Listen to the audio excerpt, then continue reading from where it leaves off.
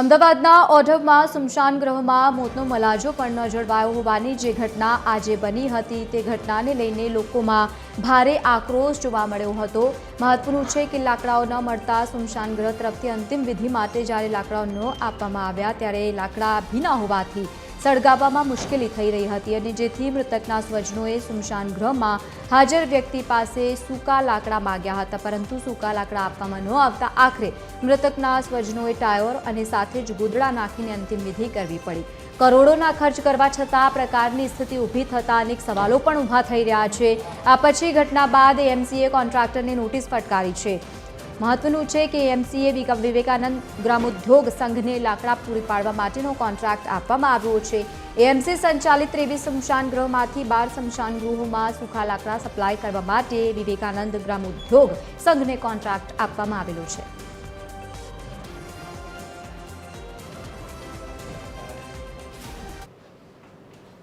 कि एक तरफ सड़कों के मामले में तो भ्रष्टाचार होता है, लेकिन शमशान गृह में यदि अंतिम संस्कार के लकड़ों पर भी भ्रष्टाचार किया जाता हो, ये सिर्फ भारतीय जनता पार्टी के राज में और अहमदाबाद म्युनिसिपल कॉर्पोरेशन के राज में ही हो सकता है।